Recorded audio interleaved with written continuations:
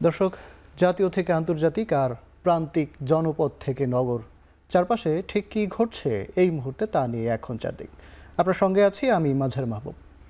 আগামী 7 দিনের মধ্যে পরিস্থিতির উন্নতি না হলে উত্তরা ব্লকেডের হুঁশিয়ারি দিয়েছে private university students alliance of Bangladesh. এর আগে দেশব্যাপী আইন শৃঙ্খলা পরিস্থিতির অবনতির প্রতিবাদে রাজধানীতে বিক্ষোভ করেছেন বামপন্থী ছাত্র সংগঠনের শিক্ষার্থীরা। সোমবার দুপুরে বামপন্থী বিভিন্ন সংগঠনের শিক্ষার্থীরা ধর্ষণ ও নিপীড়নের বিরুদ্ধে জড়ো হয় কেন্দ্রীয় শহীদ মিনারে। সেখান থেকে টিএসসি ঘুরে পদযাত্রায় এগিয়ে যায় সচিবালয়ের দিকে। নিরাপত্তা নিশ্চিতে ব্যর্থ হওয়ায় স্বরাষ্ট্র উপদেষ্টার পদত্যাগের দাবিতে শিক্ষা ভবনের কাছে গেলে পুলিশের বাধার মুখে পড়ে পদযাত্রাটি। এদিকে ছিনতাই ও ধর্ষণের প্রতিবাদে উত্তরা জমজম টাওয়ারের সামনে সমাবেশ করেছে বেসরকারি বিশ্ববিদ্যালয়ের শিক্ষার্থীরা। 7 দিনের মধ্যে পরিস্থিতি উন্নয়ন না হলে আগস্টের ন্যায় উত্তরা ব্লকেডের হুঁশিয়ারি দিয়েছে প্রাইভেট ইউনিভার্সিটি স্টুডেন্টস অ্যালায়েন্স। অন্যদিকে গত 2 মাসে 336টি বিচার বহির্ভূত হত্যার পাশাপাশি আইন শৃঙ্খলা পরিস্থিতির অবনতির কথা তুলে ধরে জাতীয় প্রেস ক্লাবের সামনে মানববন্ধন করেছে ইসলামী ছাত্র শিবির। পতিত স্বৈরাচারের ষড়যন্ত্র আর দাগী আসামিরা সহজেই জামিন পাওয়ার পরিস্থিতি উন্নতি হচ্ছে না বলে অভিযোগ তাদের।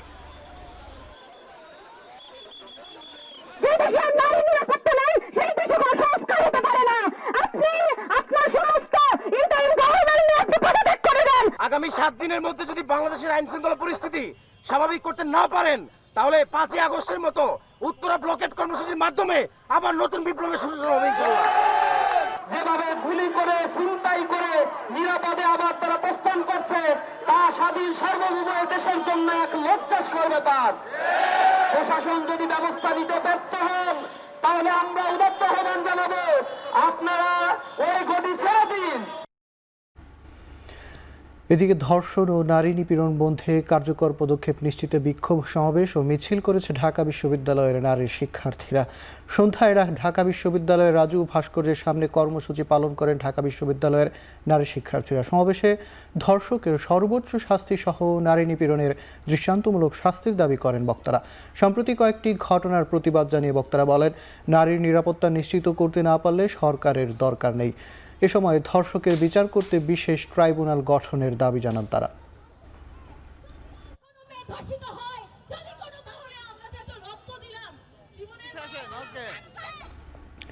নারীদের হেনস্থা ও সন্ত্রাসের প্রতিবাদে সারা দেশে মানববন্ধন ও বিক্ষোভ কর্মসূচি পালন করেছে বিভিন্ন সংগঠন। বরিশালে ধর্ষণ বিরোধী মঞ্চের অবস্থান কর্মসূচি পালন করেছে শিক্ষার্থীরা। এ সময় প্রশাসনের ব্যর্থতায় স্বরাষ্ট্র উপদেষ্টার পদত্যাগের দাবি জানান তারা। ধর্ষণের সর্বোচ্চ শাস্তির দাবিতে রাজপথে নেমেছে নরসিংদীর শিক্ষার্থীরা। কর্মক্ষেত্র থেকে শুরু করে সবখানে নারীর নিরাপত্তা নিশ্চিতে কার্যকর পদক্ষেপের দাবি তাদের। ঝালকাঠিতে ধর্ষণ, ছিনতাই ও সন্ত্রাসের বিরুদ্ধে বিক্ষোভ করেছে শিক্ষার্থীরা। দ্রুত সময়ে ধর্ষকের বিচার না হলে কঠোর আন্দোলনের হুঁশিয়ারি দেন তারা। এদিকে টাঙ্গাইলে দ্বিতীয় দিনের মতো অবস্থান কর্মসূচি পালন করেছে শিক্ষার্থীরা।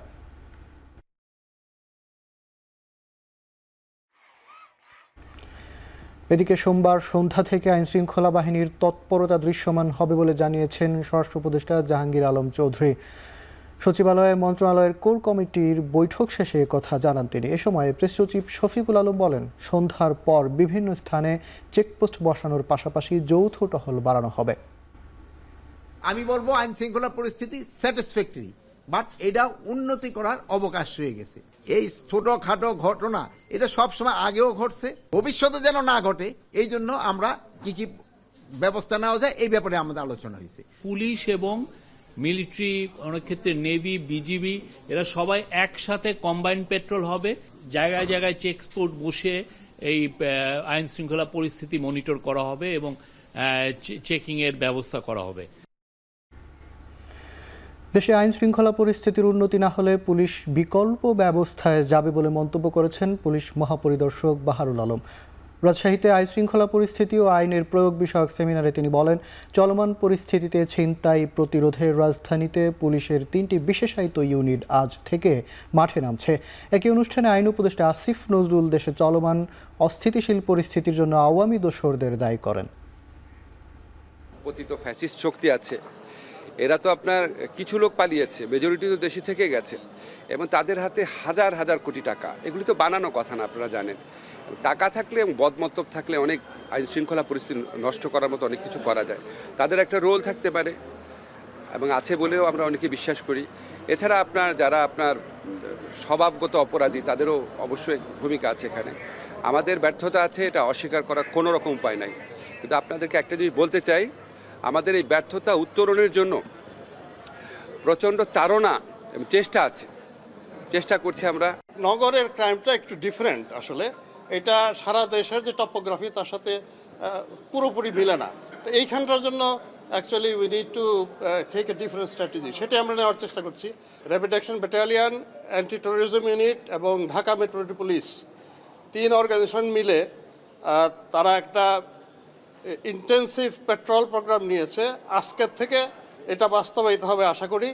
আমরা দেখি এইভাবে উন্নতি হয় কিনা, না হয় আমাদের অন্য স্ট্র্যাটেজি নিতে হবে। একটা গোষ্ঠী চাচ্ছে না, এটা তো তাদের বেলায় মানে they must be trying to do so, এটা তো খুব স্বাভাবিক।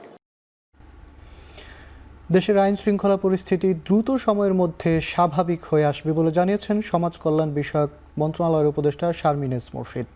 দুপুরে সাভারে আশুলিয়ায় গণ বিশ্ববিদ্যালয়ের ৪র্থ সমাবর্তনে যোগ দিয়ে সাংবাদিকদের সাথে আলাপকালে একথা বলেন তিনি।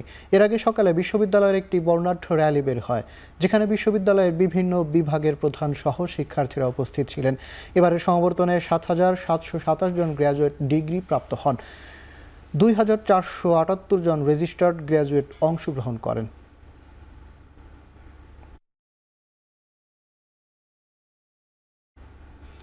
রাজধানীর মোহাম্মদপুরের কবজিকাটা গ্রুপের অন্যতম প্রধান টুন্ডা বাবু সহ ৮ জনকে গ্রেপ্তার করেছে র্যাব। মোহাম্মদপুরের র্যাব ২ এর কার্যালয়ে সংবাদ সম্মেলনে অতিরিক্ত ডিআইজি খালিদুল হক জানান, এই গ্রুপের সদস্যরা মাদক ব্যবসা, ছিনতাই ও জমি দখলের সঙ্গে জড়িত। রাজধানীর বিভিন্ন জায়গা থেকে তাদের গ্রেপ্তারের সময় চাপাতি, চাকু, চাইনিজ, কুড়ালিয়াবা সহ ৬.৫ লাখ টাকার বেশি জব্দ করা হয়েছে। কিশোর গ্যাং ও মাদক ব্যবসায়ীদের সাথে শীর্ষ সন্ত্রাসীদের যোগাযোগ রয়েছে কিনা তাও খতিয়ে দেখছে র্যাব।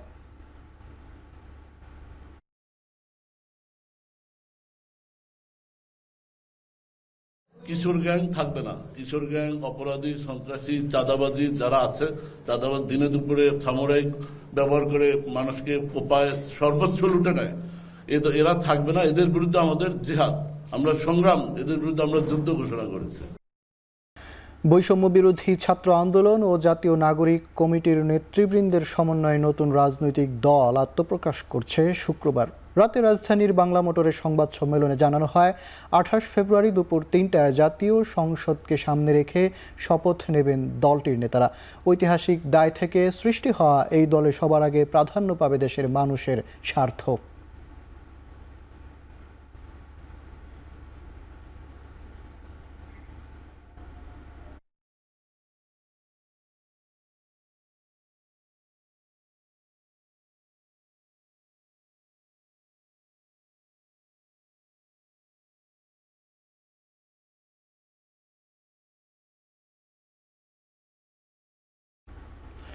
সংস্কারের নামে অবান্তর আলোচনা না করে দ্রুত নির্বাচনের ব্যবস্থা নিয়ে অন্তর্বর্তী সরকারের প্রতি আহ্বান জানিয়েছেন বিএনপির ভারপ্রাপ্ত চেয়ারম্যান তারেক রহমান। দুপুরে খুলনা মহানগর বিএনপির সম্মেলনে ভার্চুয়ালি যুক্ত হয়ে এ আহ্বান জানান তিনি। জনগণের জন্য কাজ করতে নেতাকর্মীদের গড়ে তোলার তাগিদ দেন দলের ভারপ্রাপ্ত চেয়ারম্যান। সংস্কারের কথা বলেছি, কিন্তু সংস্কার নিয়ে যদি আমরা প্রতিনিয়ত শুধু অবান্তর আলোচনা করতে থাকি, তাহলে আমাদের যে মূল কাজগুলো, অর্থাৎ দেশের মানুষের সমস্যার সমাধান করা, সেটি নিত্য প্রয়োজনীয় দ্রব্য মূল্যের সমস্যার সমাধান হোক, সেটি রাস্তায় পথ চলার, রাস্তাঘাটের নষ্ট রাস্তাঘাট ঠিক করার সমস্যার সমাধান হোক, আমাদের ভবিষ্যৎ প্রজন্ম ছাত্রছাত্রীদের শিক্ষা ব্যবস্থা হোক, কৃষকদের কৃষি ব্যবস্থা হোক, স্বাস্থ্য ব্যবস্থা, যেটাই হোক না কেন, দেশে যদি একটি সঠিক নির্বাচন হয়, সুষ্ঠু নির্বাচন হয়, ইনশাল্লাহ আল্লাহর রহমতে বিএনপি সরকার পরিচালনার দায়িত্ব পাবে। এদিকে ধামরাইয়ে বিএনপি মহাসচিব মির্জা ফখরুল ইসলাম আলমগীর বলেছেন, আগে স্থানীয় সরকার নির্বাচন দিলে দেশে নৈরাজ্য সৃষ্টির শঙ্কা রয়েছে। এ সময় চাঁদাবাজ ও দখলদার আওয়ামী লীগের জায়গা বিএনপিতে হবে না বলেও জানান তিনি। প্রতিষ্ঠিত না হয় এবং সেই দেশে যদি শান্তি শৃঙ্খলা ফিরে না আসে, তাহলে এমনিতেই এই স্থানীয় সরকার নির্বাচনে নিয়ন্ত্রণ করা সম্ভব হয় না।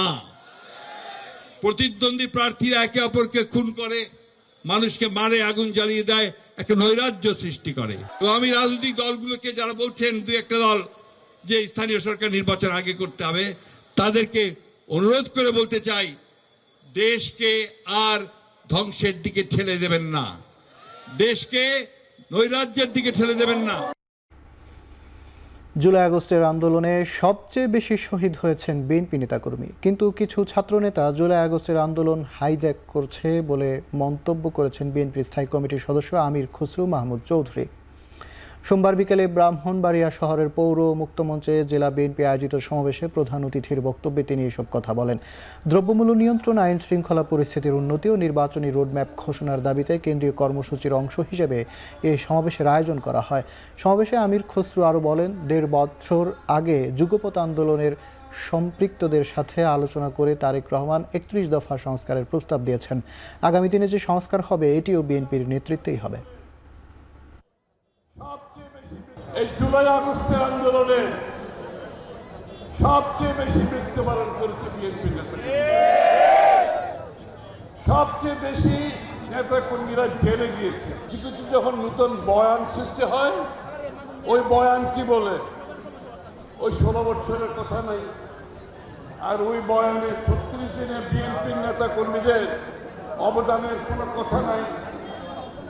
ওই বয়ানে কিছু ছাত্র নেতা কথাবার্তায় মনে হয় তারা পুরো আন্দোলনটাকে হাইজ্যাক করে নিয়ে গেছে। সরকারের কাছ থেকে ধোঁকা খেতে চায় না বিএনপি, এমন মন্তব্য করে দলটির চেয়ারপারসনের উপদেষ্টা আব্দুস সালাম বলেছেন, নির্বাচনের ব্যাপারে দায়িত্বশীল হয়ে দ্রুত রোডম্যাপ ঘোষণা করতে হবে সরকারকে। দুপুরে লন্ডনে চিকিৎসাধীন বিএনপি চেয়ারপারসন বেগম খালেদা জিয়ার সুস্থতা কামনায় মিলাদ ও দোয়া মাহফিলের অনুষ্ঠানে তিনি আরও বলেন, সরকারকে দায়িত্ব দেওয়া হয়েছে ভোটের আয়োজন করার, কিন্তু তারা নতুন রাজনৈতিক দল সৃষ্টি করছে।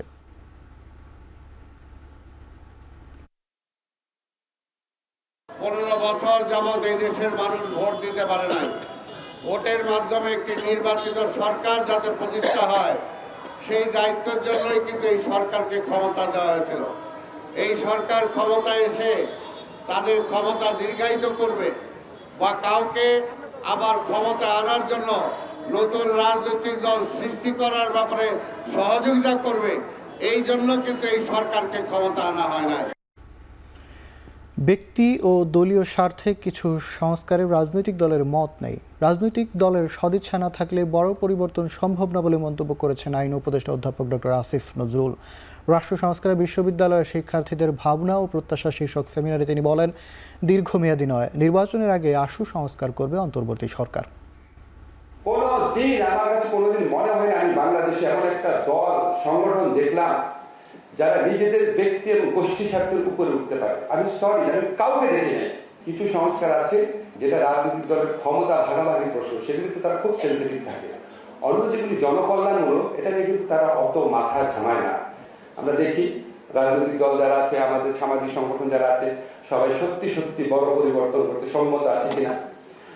বড় পরিবর্তন না হলে আমাদের খুব বেশি পরিবর্তন হবে না, ছোট ছোট পরিবর্তন হবে। ছোট ছোট পরিবর্তনের জন্য মনে হয় এত মানুষ জীবন দেয়। এপ্রিলের পরের 3 মাস নির্বাচনের জন্য উপযোগী সময় নয় উল্লেখ করে প্রধান উপদেষ্টার প্রেস সচিব শফিকুল আলম বলেছেন, ডিসেম্বর কিংবা আগামী বছরের মার্চের মধ্যে নির্বাচন হতে পারে। ফরেন সার্ভিস একাডেমিতে এক সংবাদ সম্মেলনে তিনি আরও বলেন, সরকারের সব স্তরেই ই ফাইলিং করার নির্দেশ দিয়েছেন প্রধান উপদেষ্টা। এপ্রিল মাসের থেকেই কালবৈশাখী এবং ঝড় বৃষ্টির সময় শুরু হয়ে যায়, ফলে এপ্রিলের পরে যখন এপ্রিল পরে জুনে আবার মনসুন শুরু হয়ে যায়, তো ফলে ওই 3টা মাস আসলে ইলেকশনের জন্য অতটা উপযোগী না। তো সেই জন্য আমাদের ধারণা সেটা হচ্ছে যে ইলেকশন ইদার ডিসেম্বরের মধ্যে হবে, নতুবা ম্যাক্সিমাম মার্চের মধ্যে। কোনো ধরনের ফাইল যেন ম্যানুয়ালি না মুভ করে, সেই জায়গাটা আমরা কত দ্রুত উত্তরণ করতে পারি, কত দ্রুত এটা চালু করা যায়, এ বিষয়ে চিফ অ্যাডভাইজার মহোদয় আজকে এই নির্দেশনা দিয়েছেন। জাতীয় ঐকমত্য কমিশনের প্রতিবেদনের জন্য অপেক্ষা করবে না নির্বাচন কমিশন। ভোটের জন্য প্রস্তুতি ভালোভাবে শুরু হয়ে গেছে বলে জানিয়েছেন প্রধান নির্বাচন কমিশনার এম নাসির উদ্দিন। তিনি বলেন, ডিসেম্বরে নির্বাচন করতে হলে অক্টোবরেই তফসিল ঘোষণা করতে হবে। দুপুরে রাজধানীর আগারগাঁওয়ের ইটিআই ভবনে এক আলোচনা সভায় কথা বলেন তিনি। যেহেতু ওটি 6 মাস দিয়েছে, ওটাকে একটু মাথায় রেখে আমাদের চিন্তা করতে হবে যে can you really wait 6 months. কারণ আমাদের যদি বলা হয় যে না, আমরা মাইনর মিনিমাম রিফর্ম করে ডিসেম্বরে ইলেকশন করতে চাই, তো যে করতে চাই, তাই রেখে আমাদের তো 6 মাস বসে থাকার আর সুযোগ নাই। ডিসেম্বর হোক আর আগামী বছর হোক, আমরা আর্লিয়েস্টটাকে ধরে নেই, কারণ আমাদের প্রস্তুতি দরকার আছে। সুতরাং আমরা জোরে সোরে প্রস্তুতি শুরু করেছি। আমরা আমাদের সুষ্ঠু নির্বাচন আয়োজনের জন্য যে সমস্ত রিফর্মস প্রয়োজন বলে আমরা মনে করি, আমরা যেটা মনে করছি যে মিনিমাম যে সংস্কারগুলো দরকার হবে একটা সুষ্ঠু নির্বাচনের জন্য, সেটুকু আমরা করার উদ্যোগ আমরা নিচ্ছি। দেশের পরিবর্তিত পরিস্থিতিতে সব রাজনৈতিক নেতা মুক্তি পেলেও এটিএম আজহারুল ইসলাম এখনও কারাবন্দী। তাকে মুক্তি না দিলে নিজেকে গ্রেপ্তারের দাবি জানান বাংলাদেশ জামায়াতে ইসলামীর আমির ডক্টর শফিকুর রহমান। সকালে শরীয়তপুরের ভেদরগঞ্জে এক পথসভায় এ দাবি জানান তিনি। পথসভা ঘিরে ভেদরগঞ্জের কোরআন চত্বরে খণ্ড খণ্ড মিছিল নিয়ে জড়ো হন নেতাকর্মীরা। সকাল 8:30টার দিকে সভাস্থলে পৌঁছান জামায়াতের আমির ডক্টর শফিকুর রহমান। সেখানে পথসভা শেষে 2014 সালে ঢাকায় গুলিবিদ্ধ হয়ে নিহত মোহাম্মদ বেলাল হোসেনের কবর জিয়ারত করেন তিনি। সেখানে দোয়া মাহফিল ও পরিবারের সদস্যদের সাথে কুশল বিনিময় করেন। এক এক করে কারাগার থেকে সমস্ত রাজনৈতিক নেতারা মুক্ত হয়ে এসেছেন। আমরা সরকারের কাছে স্পষ্ট জানতে চেয়েছি, তিনি এখনো কারাগারে কেন? মিথ্যা মামলায় যার উপর জুলুম করলো আওয়ামী লীগ, এখনো কি সেই জুলুম চালু থাকবে? এই জন্য এই দলের একজন ছোট্ট দায়িত্বশীল হিসাবে আমি ঘোষণা করেছি যে আজহার ভাইকে ভিতরে রেখে আমি আর বাইরে থাকতে চাই না। সরকার যেন আমাকে গ্রেফতার করে কারাগারে পাঠানোর ব্যবস্থা করে। 24-এর গণঅভ্যুত্থান সফলের পেছনে শহীদ ও গাজীরাই আসল মাস্টারমাইন্ড বলে মন্তব্য করেছেন জামায়াতের সেক্রেটারি জেনারেল মিয়া গোলাম পরওয়ার। সকালে প্রেস ক্লাবে ভাষা আন্দোলন নিয়ে সেমিনারে যুক্ত হয়ে তিনি আরও বলেন, 24-এর আন্দোলন কোনো দল বা গোষ্ঠীর ছিল না, এমনকি 24-এর গণঅভ্যুত্থানের কৃতিত্ব নেওয়ার চেষ্টা করা হচ্ছে বলেও মন্তব্য করেন গোলাম পরওয়ার। দেশে এখনও আধিপত্যবাদী শক্তির দোসরা সক্রিয় বলে মনে করেন তিনি। জামায়াত রাষ্ট্র পরিচালনার সুযোগ পেলে সেবক হিসেবে কাজ করবে বলেও জানান মিয়া গোলাম পরওয়ার। এখনই কারা এই আন্দোলনের মাস্টার মাইন্ড ছিল, এর কৃতিত্ব এখন হাইজ্যাক করা শুরু হয়েছে। যেসব দলের বড় নেতারা বলে যে না আমরা এই আন্দোলনে ছিলাম না, ভিডিওতে আছে, এই আন্দোলনে ছিলাম, তার ছাত্ররা বলে আমরাই মাস্টার মাইন্ড। কি বলবেন কি আপনি? কি হাইজ্যাক? আমি তো মনে করি মাস্টার মাইন্ড কারা, শহীদ কাফেলা ইসলামী ছাত্র শিবিরের কেন্দ্রীয় সভাপতি সেটা ঠিক কথাই বলেছে এই আন্দোলনের সব শহীদরা এবং গাজীরাই হচ্ছে এই আন্দোলনের মাস্টার মাইন্ড। এটা ছিনতাই করে লাভটা কি? শিবির কি করেছে বিশ্ববিদ্যালয়ে আর কি করেনি, এটা তো তোমার বক্তৃতা করে বলার দরকার নাই। সাজেক ভ্যালিতে আগুনে পুড়ল প্রায় 150 রিসোর্ট সহ ঘরবাড়ি, কটেজ ও দোকানপাট। ফায়ার সার্ভিস, সেনাবাহিনী ও পুলিশের 4 ঘন্টার চেষ্টায় বিকেলে আগুন নিয়ন্ত্রণে আসে।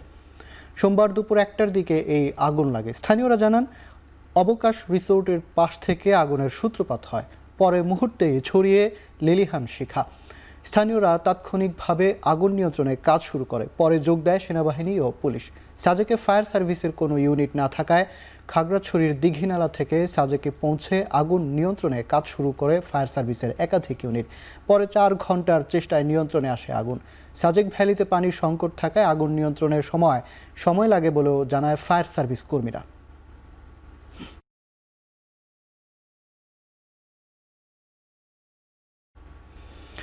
বর্তমান পরিস্থিতি মোকাবিলায় দায়িত্বপ্রাপ্ত সেনা সদস্যদের অতিরিক্ত বল প্রয়োগ না করে ধৈর্যের সঙ্গে দেশের জন্য কাজ করার আহ্বান জানিয়েছেন সেনাপ্রধান জেনারেল ওয়াকারুজ্জামান।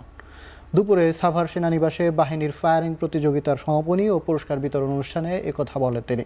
এ সময় সেনাপ্রধান আরও বলেন, একজন সেনা সদস্যের পেশাগত উৎকর্ষ অর্জনে ফায়ারিং দক্ষতা অত্যন্ত জরুরি। এটা মৌলিক প্রশিক্ষণের অবিচ্ছেদ্য অংশ।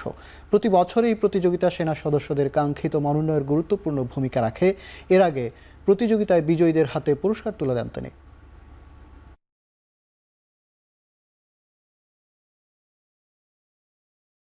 দেশ এবং জাতির জন্য আমাদের কাজ করে যেতে হবে।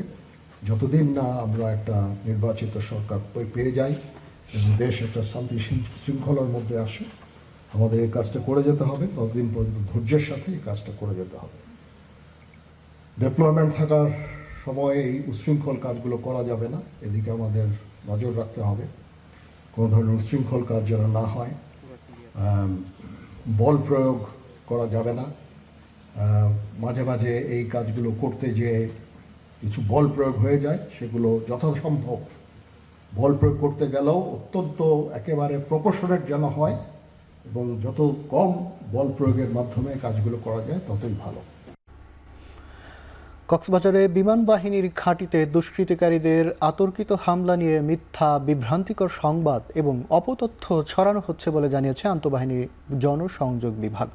সোমবার বিকেলে আনুষ্ঠানিক এক বিজ্ঞপ্তিতে এ তথ্য জানানো হয়। এতে বলা হয়, কাগজপত্র না থাকায় বিমান বাহিনীর চেকপোস্ট থেকে স্থানীয় এক মোটরসাইকেল চালককে ঘাঁটির ভেতরে নেওয়ার চেষ্টা করলে বাধা দেয় স্থানীয়রা।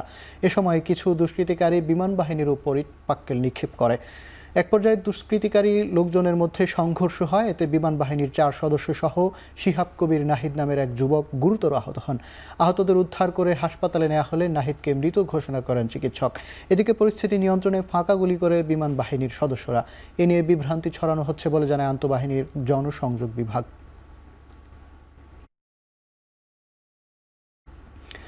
স্বাস্থ্য খাতে সংস্কার, এমবিবিএস বা বিডিএস ডিগ্রি ছাড়া ডাক্তার পদবি ব্যবহার বন্ধ সহ 5 দাবিতে দ্বিতীয় দিনের মতো কর্মবিরতি পালন করেছে ইন্টার্ন চিকিৎসকরা। দাবি আদায়ে সরকারি মেডিকেলের শিক্ষার্থীদের সাথে একাত্মতা প্রকাশ করেছেন বেসরকারি মেডিকেলের শিক্ষার্থীরা। ইন্টার্ন চিকিৎসক কাউন্সিলের আহ্বানে চট্টগ্রাম মেডিকেলেও কর্মবিরতি চলছে। তাদের সাথে একাত্মতা প্রকাশ করে ক্লাস পরীক্ষা বর্জন করেছেন শিক্ষার্থীরা। ভোগান্তিতে পড়েছেন হাসপাতালের বিভিন্ন ওয়ার্ডে ভর্তি থাকা রোগী ও স্বজনরা। একই দাবিতে দ্বিতীয় দিনের মতো কর্মবিরতিতে সিলেটের ওসমানী মেডিকেলের শিক্ষার্থীরা। সেবাদানে ইন্টার্ন চিকিৎসকরা বিরত থাকার এমন কর্মসূচিতে বিপাকে সিলেটের কয়েক হাজার রোগী। এদিকে খুলনায় মেডিকেলের ইন্টার্নিদের সাথে আন্দোলনে যোগ দিয়েছেন বেসরকারি মেডিকেল শিক্ষার্থীরা। এছাড়া 5 দফা দাবিতে সারা দেশের মতো ময়মনসিংহ বিভাগের মেডিকেল কলেজের শিক্ষার্থীরা বিক্ষোভ কর্মসূচি পালন করেছেন। গত কয়েক বছর ধরে একটা রিট বারবার ডিলে করা হচ্ছে, সে কারণে আজকে আমরা রাস্তায় আসতে বাধ্য হয়েছি। দাবিগুলো নিয়ে মাঠে নামার মতো পরিস্থিতি আসলে ছিল না। তো যেহেতু নতুন বাংলাদেশে সবকিছু সংস্কারের কথা বলা হচ্ছে, আমরা স্বাস্থ্য খাত কেন এটার বাদ যাবে? রোগীদের অসুবিধা ও বালামন্দ হওয়া যাইতেছে না, সমস্যা হইতাছে। বিশ্ববিদ্যালয়ের নাম পরিবর্তনের দাবিতে গাজীপুরের কালিয়াকৈর রেলপথ অবরোধ করেছেন শিক্ষার্থীরা। বঙ্গবন্ধু ডিজিটাল ইউনিভার্সিটির নাম পরিবর্তনের দাবি জানান তারা। সোমবার সকালে কালিয়াকৈর হাইটেক রেল স্টেশনের সামনে রেলপথ অবরোধ করে রাখেন আন্দোলনকারীরা। তারা জানান, বঙ্গবন্ধু ডিজিটাল ইউনিভার্সিটির নামের পরিবর্তন করে গাজীপুর ডিজিটাল ইউনিভার্সিটি নামকরণ করে গেজেট প্রকাশ করা হয়েছে।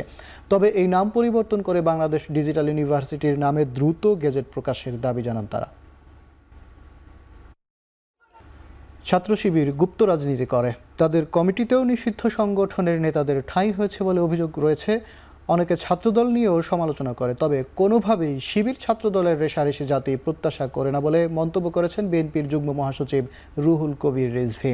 সোমবার জাতীয়তাবাদী রিকশা, ভ্যান ও অটো চালক দলের উদ্যোগে সমাবেশে এমন মন্তব্য করেন তিনি বলেন, বিএনপির দিকে অনেকেই তীর ছুড়ছেন। গণমাধ্যমের এক প্রশ্নের জবাবে রিজভী জানান, কে কখন নিষিদ্ধ হবে বিএনপি তা জানে না। আরও বলেন, এদেশের মাটি, সব ধর্মের, সব সংস্কৃতি এদেশে থাকবে।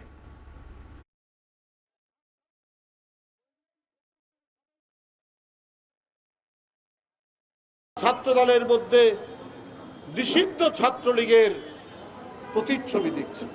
ভাই, কে কখন নিষিদ্ধ হয় আমরা জানি না। ছাত্র শিবিরের অনেক এখন যারা নেতা, তারা ছাত্রলীগের মধ্যে অবস্থান করে ছাত্রলীগের অনেক পদ পদবি পেয়েছেন। অনেকে ছাত্র শিবিরকে বলে গুপ্ত ছাত্রলীগ। এর উত্তর কি করে দেবেন? কিসের জন্য এই সমস্ত কথা বলে আজকে গণতান্ত্রিক শক্তির বিরুদ্ধে এই বিভাজন তৈরি করছেন? যারা ভোট ব্যবস্থা ধ্বংস করেছে তাদের ভোটে দাঁড়ানোর অধিকার নেই বলে মন্তব্য করেছেন বিএনপির যুগ্ম মহাসচিব হাবিবুন নবী খান সোহেল। অন্তর্বর্তী সরকারকে হুঁশিয়ারি দিয়ে বলেন, ভোট নিয়ে কোনো তালবাহানা দেশের জনগণ বরদাস্ত করবে না। বিকেলে রাঙ্গামাটি রিজার্ভ বাজার শহীদ আব্দুস শুকুর স্টেডিয়ামে আয়োজিত জনসভার প্রধান অতিথির বক্তব্যে তিনি এসব কথা বলেন দ্রব্যমূল্যের ঊর্ধ্বগতি রোধ, আইন শৃঙ্খলার উন্নতি, নির্বাচনের রোডম্যাপ ঘোষণার দাবিতে কেন্দ্রীয় কর্মসূচির অংশ হিসেবে সমাবেশ করে দলটি। সমাবেশে জেলার বিএনপি ও সহযোগী সংগঠনের কয়েক হাজার নেতাকর্মী অংশ নেয়।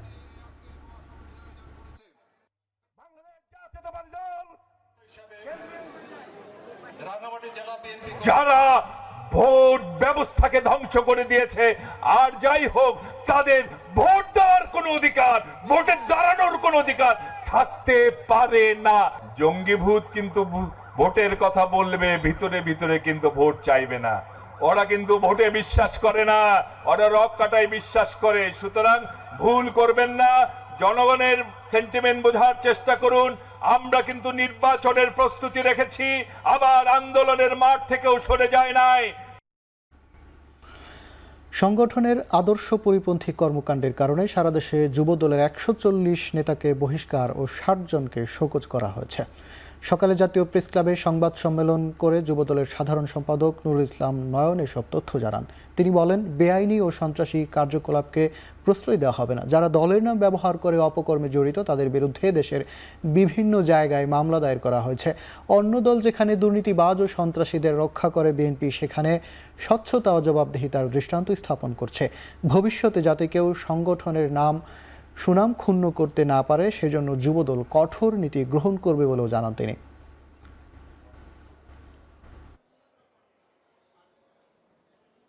অন্য দল যেখানে দুর্নীতিবাজ ও সন্ত্রাসীদের রক্ষা করে, বিএনপি সেখানে স্বচ্ছতা ও জবাবদিহিতার দৃষ্টান্ত স্থাপন করেছে। জনাব তারেক রহমানের এই ধীর নীতির আলোকে যুবদল জাহাঙ্গীর আলমের বিরুদ্ধে তার অনৈতিক কর্মকাণ্ডের জন্য কঠোর ব্যবস্থা গ্রহণ করেছে। জাতীয়তাবাদী যুবদল সুস্পষ্টভাবে জানিয়ে দিতে চায় যে কোনো ব্যক্তি বা গোষ্ঠী সংগঠনের নাম ব্যবহার করে বেআইনি কর্মকাণ্ড চালানোর সুযোগ পাবে না। ২৫ ফেব্রুয়ারি জাতীয় শহীদ সেনা দিবসকে গ ক্যাটাগরি থেকে ক ক্যাটাগরির জাতীয় দিবসে উন্নতি করার দাবি জানিয়েছে ইনকিলাব মঞ্চ। ঢাকা বিশ্ববিদ্যালয়ের মধুর ক্যান্টিনের সংবাদ সম্মেলনে এই দাবি জানায় সংগঠনটি। এ সময় আইনশৃঙ্খলা পরিস্থিতি অবনতির দায় নিয়ে স্বরাষ্ট্র উপদেষ্টার পদত্যাগ দাবি করেন প্ল্যাটফর্মটির মুখপাত্র শরীফ ওসমান হাদি। দায়িত্ব অবহেলার দায়ে পুলিশকে বিচারের আওতায় আনা সহ ৭ দফা তুলে ধরেন তারা। আমরা স্বরাষ্ট্র উপদেষ্টাকে দেখতে চাই, আপনি প্রতিদিন কোনো কথা না বলে ঢাকার এক এক এলাকায় গিয়ে দাঁড়ান, পুলিশ নিয়ে দাঁড়ান, র্যাব নিয়ে দাঁড়ান, সেনাবাহিনী দিয়ে দাঁড়ান, মাইকে গিয়ে ঘোষণা করেন যে চাঁদাবাজ যদি থাকো পারলে কেউ ঠ্যাং ভাঙিয়ে হাতে দিয়ে দিব।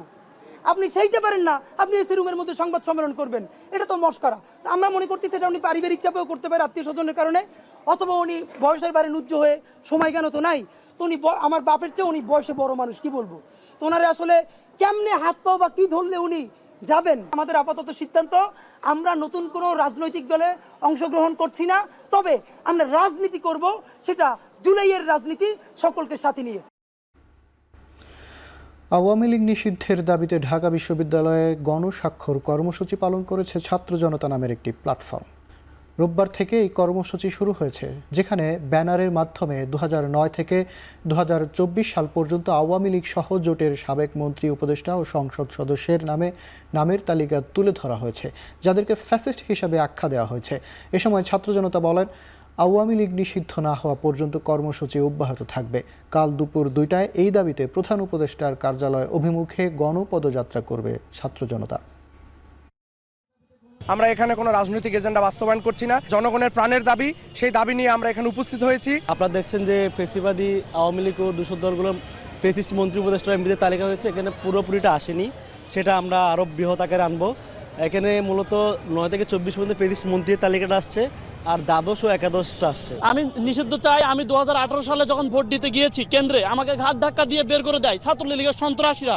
তারা আমাকে বলে আমাদের সামনে নৌকাতে ভোট মারতে হবে। মগের মুল্লুক নাকি এটা? 2018 সালে বিতর্কিত নির্বাচনে দায়িত্ব পালন করা 103 পুলিশ কর্মকর্তার বিপিএম ও পিপিএম পদক প্রত্যাহার করেছে সরকার। এদিকে 6 মাস কর্মস্থলে অনুপস্থিত থাকায় ডিএমপির যুগ্ম কমিশনার বিপ্লব কুমার সরকার ও যুগ্ম কমিশনার এস এম মেহেদী হাসানকে বরখাস্ত করা হয়েছে। শুক্রবার স্বরাষ্ট্র মন্ত্রণালয়ের জননিরাপত্তা বিভাগ থেকে এক প্রজ্ঞাপনে জানানো হয়, রাষ্ট্রপতির আদেশক্রমে সই করেছেন সিনিয়র সচিব নাসিমুল গনি। গেল 6 আগস্ট থেকে কর্তৃপক্ষকে মৌখিক বা লিখিতভাবে অবহিত না করে কর্মস্থলে অনুপস্থিত থাকায় তাদেরকে সাময়িক বরখাস্ত করা হয়েছে বলে উল্লেখ আছে প্রজ্ঞাপনে।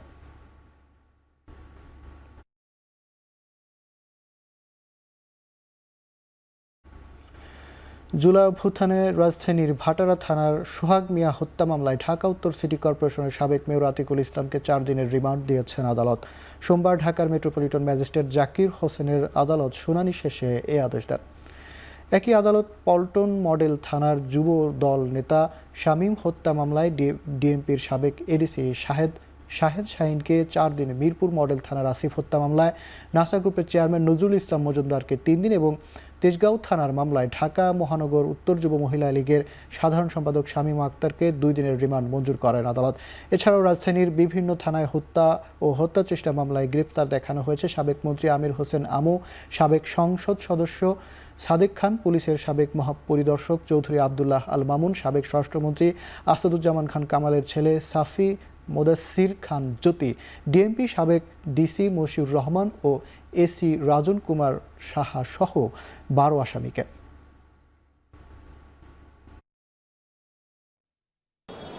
বিভিন্ন হত্যা এবং হত্যা প্রচেষ্টা মামলার তদন্তকারী কর্মকর্তাগণ ফ্যাসিস্ট হাসিনার বিভিন্ন স্তরের সহযোগী এবং জুলাই বিপ্লবের সময় তাদের ভূমিকা ছিল অগ্রগণ্য। তাদের মধ্যে 12 জনকে আজকে বিজ্ঞ আদালতে উপস্থাপন করা হয়। তার মধ্যে ছিল সাবেক অবৈধ মন্ত্রী আমির হোসেন আমু, সাবেক অবৈধ ঢাকা উত্তরের মেয়র আতিকুল ইসলাম এবং সাবেক অবৈধ এমপি সাদেক খান এবং পুলিশের সাবেক আইজিপি চৌধুরী আবদুল্লাহ আল মামুন এবং সাবেক এক্সিম ব্যাংকের চেয়ারম্যান জনাব নজরুল ইসলাম। বিগত সরকারের আমলে অপ্রয়োজনীয় প্রকল্প ও অর্থ পাচারের মাধ্যমে অর্থনীতিকে পঙ্গু করা হয়েছে বলে মন্তব্য করেছেন বাণিজ্য উপদেষ্টা শেখ বশির উদ্দিন। সকালে রাজধানীর ব্র্যাক সেন্টারে সেমিনারে কথা বলেন তিনি। বাণিজ্য উপদেষ্টা আরও বলেন, দেশে কাঁচামালের স্বল্পতা থাকায় অর্থনীতিকে সচল রাখতে মানব শক্তিকে সম্পদে পরিণত করতে হবে। সেমিনারে ব্যবসা বাণিজ্যে আমলাতান্ত্রিক জটিলতা কমিয়ে প্রাতিষ্ঠানিক সক্ষমতা বাড়ানোর দাবি জানান বিএনপির স্থায়ী কমিটির সদস্য আমির খসরু মাহমুদ চৌধুরী। বলেন, বিনিয়োগ হয়রানি বন্ধ করতে হবে। সেমিনারে দেশের বিনিয়োগ বাড়ানো এবং রপ্তানির বৈচিত্র্য অর্জনে কৌশলগত নীতি পুনর্বিন্যাস নিয়েও আলোচনা করেন বক্তারা। এছাড়া এলডিসি পরবর্তী নীতি কৌশল সঠিকভাবে প্রণয়ন করা না গেলে অর্থনীতিতে বড় ধরনের ধাক্কা আসবে বলেও মনে করেন অর্থনীতিবিদরা।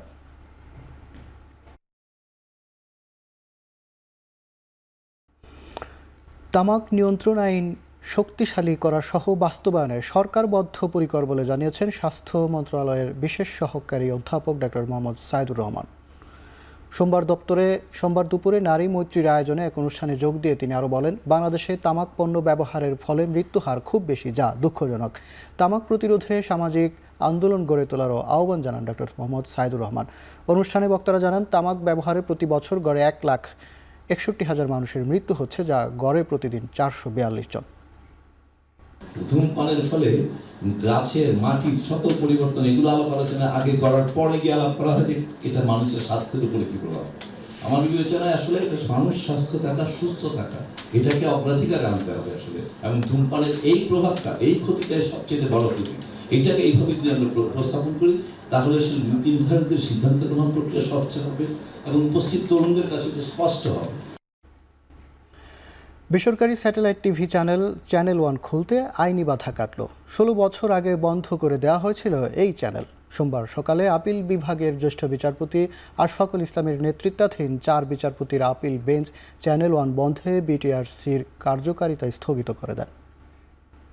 আজকে বাংলাদেশের সুপ্রিম কোর্টের আপিল বিভাগের পূর্ণাঙ্গ বেঞ্চ যে গত 27/4/2010 তারিখে চ্যানেল 1-এ যে লাইসেন্স বাতিল করেছিল এবং সেই লাইসেন্সের বাতিলের যে আদেশের কার্যকারিতা মূলত স্থগিত করেছেন এবং আদালত আজকে লিভ গ্রান্ট করেছেন যে পরবর্তীতে ওই আদেশ চ্যালেঞ্জ করে চ্যানেল ওয়ান কর্তৃপক্ষের পক্ষে একজন ব্যক্তি কর্তৃক দায়েরকৃত রিট পিটিশনের রায়ের বিরুদ্ধে।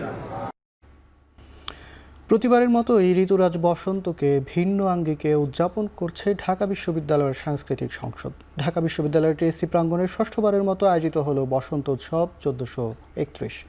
সোমবার দিনভর এই আয়োজনের বিশেষ আকর্ষণ হিসেবে ছিল গ্রামীণ লোকজ মেলা, ফানুস উৎসব এবং তারকা শিল্পীদের সাংস্কৃতিক পরিবেশনা।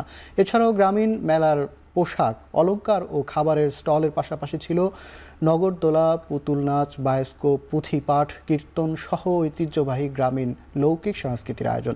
আয়োজকরা বলছেন, এক টুকরো গ্রাম বাংলাকে ঢাকা শহরের বুকে নিয়ে আসাই এই আয়োজনের লক্ষ্য। আন্তর্জাতিক প্রসঙ্গ।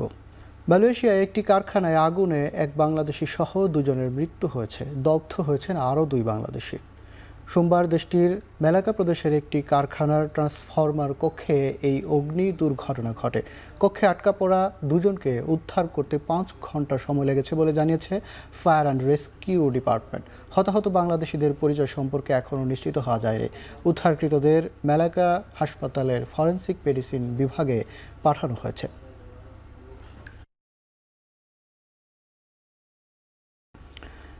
শেষ হয়েছে 2 দিনব্যাপী ঢাকা প্রিমিয়ার লিগের খেলোয়াড় দলবদলের প্রক্রিয়া।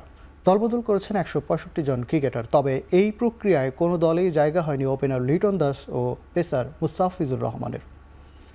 জানা গেছে, দলবদলের জন্য টিকিট তুললেও প্রত্যাশিত পারিশ্রমিক না মেলায় কোনো দলের সাথে চুক্তি করেননি লিটন।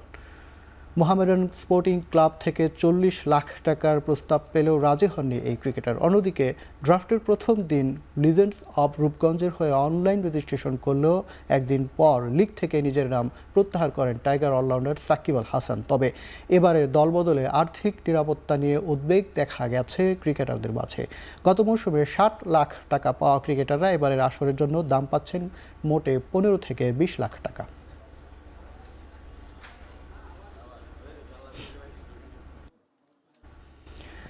আসন্ন আইপিএলকে সামনে রেখে বাংলাদেশের সাবেক কোচ শ্রীধর শ্রীরামকে নিয়োগ দিয়েছে চেন্নাই সুপার কিংস। দলে সহকারী বোলিং কোচ হিসেবে কাজ করবেন তিনি। চেন্নাই দলের প্রধান কোচ হিসেবে আছেন সাবেক অধিনায়ক Stephen Fleming, batting coach Mike Hussey এবং বোলিং কনসালটেন্ট এরিক সিমন্স। তবে চেন্নাই এখন পর্যন্ত তাদের প্রধান বোলিং কোচ নিয়োগ দেননি। এর আগে ভারতের এই সাবেক ক্রিকেটার 2022 সালে টেকনিক্যাল কনসালটেন্ট হিসেবে বাংলাদেশে যোগ দিয়েছেন। প্রধান কোচ টি-20 প্রধান কোচ হিসেবে কাজ করেন। এই ফরম্যাটে তার অধীনেই বাংলাদেশ আসরে 2 ম্যাচে জয়লাভ করে টাইগাররা। এর আগে আইপিএলে লখনৌ সুপার জায়ান্টসের হয়ে সহকারী কোচের দায়িত্ব পালন করেন শ্রীধরন শ্রীরাম।